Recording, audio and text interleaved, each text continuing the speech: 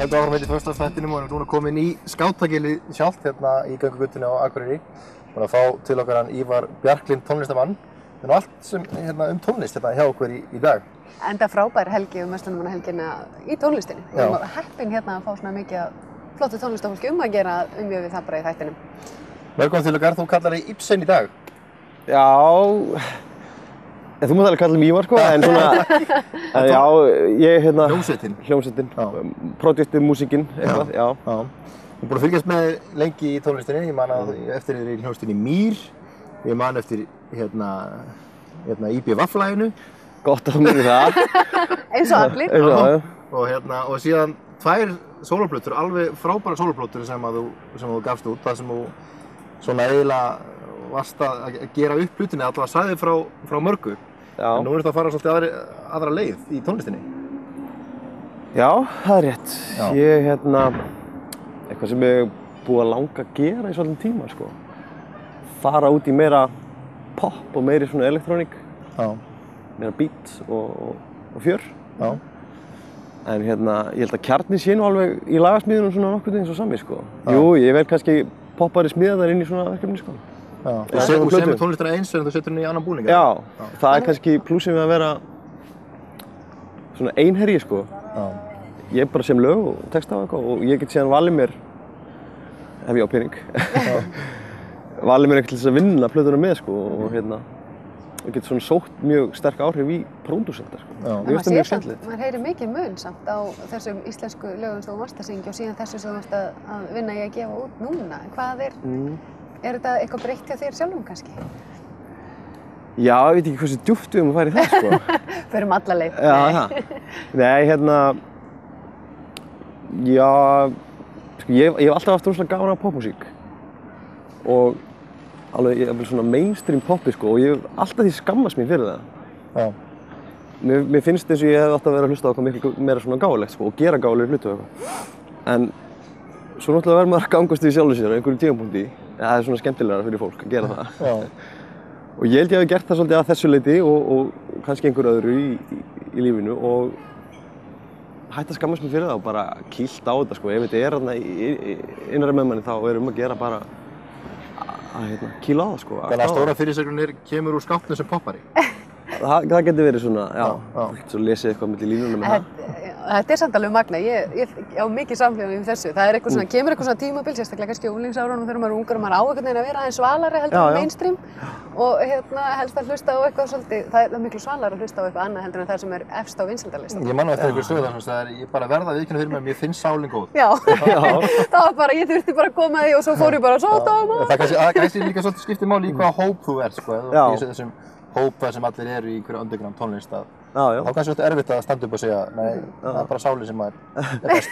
Ég sko, jaðarmúsík er fín og allskins músík, sko. Ég hef hlustað á allan fjandann, sko, pardon my French, en þú veist, og þetta er allt gott og blessað, finnst mér. En maður er ekkert að flíka því endilega ef að hlusta á músík sem maður þykir ekki sérstaklega svöl.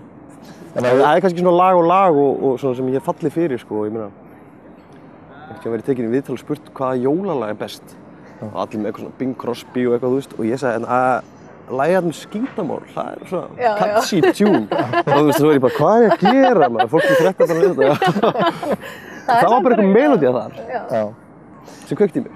Það bara má. Já, það má. Breytum við sig yfir í svona alvöru Rás 2 viðtal, tungumálið og sungið alltaf íslensku hingað til. Þessi nýja plata er öll á ensku. Já. Er einhver munur þar á fyrir þig? Er auðveldara að syngja á öðru hvort tungumálinu eða? Hvað sem fer það til? Tjá sig á öðru hvort tungumálinu? Já, mér finnst auðveldara að syngja á ensku. Bara held að tungumálinu leggist einhvern veginn þannig. Já. Maður þarf að vanda sig rosalega þegar maður gerir text á íslensku, það er svo auðvelt að gera það alveg svaðalega hallærislega, sko. Já. Það er til dæmis ekki hægt að semja topical texta á íslensku finnst mér. Það er mjög fáir sem geta það. Já. Þú veist, þannig að það er ákveðin svona það er pínu léttara að gera það á ensku. Að syngja þá og jafnvel að gera þá. Og þetta verður svona meira, það er eins og sé bara leyfi eiginlega. Og gera það á ensku, það er svona, já, þetta er alltaf í lagi, sko. Já.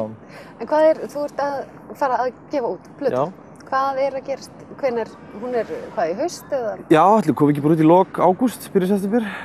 það er í sjálfu sér allt klárt og svo bara setja saman band sem að spila þá í Reykjavík í haust og koma vonandi hingað á hattinn. Já. Og það í sjálfu sér allt klárt, sko. Við kláruðum plötuna snemma á þessu ári.